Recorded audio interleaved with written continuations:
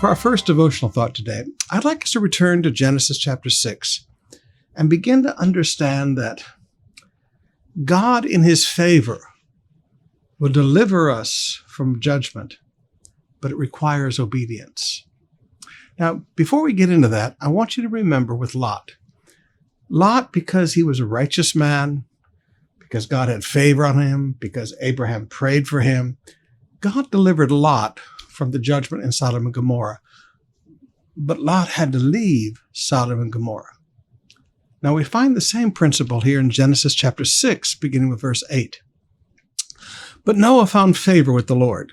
This is the account of Noah and his family. Noah was a righteous man, the only blameless person living on earth at the time, and he walked in close fellowship with God. Now, can you imagine one man on earth who really followed God? One man. The power of one unique person.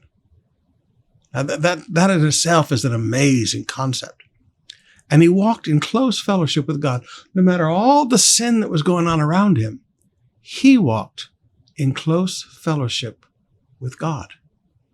It only gets more wow, diba?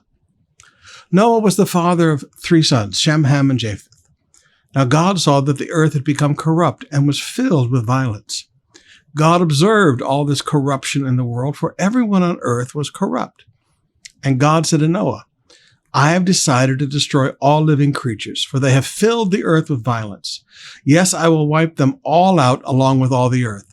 Build a large boat of cypress wood and waterproof it with tar inside and out. Then construct decks and stalls throughout its interior.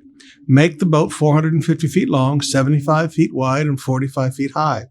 Leave an 18-inch opening below the roof all the way around the boat.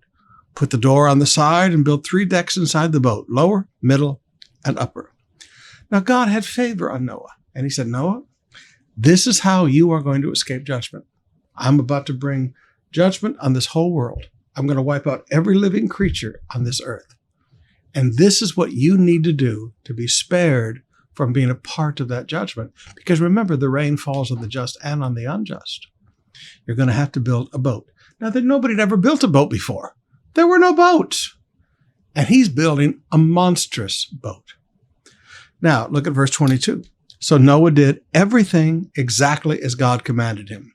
Chapter 7, verse 5. So Noah did everything as the Lord commanded him.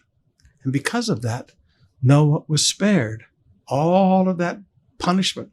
Noah had his life, his wife's life, his son's life, and all of those animals were saved because one man who lived a righteous life in a sinful world chose to obey God. Now, beloved, what can you do? So, well, I'm the only Christian in my office, Pastor. I'm the only Christian in my family, Pastor. I'm the only Christian in my college, Pastor. Even if that were true, one man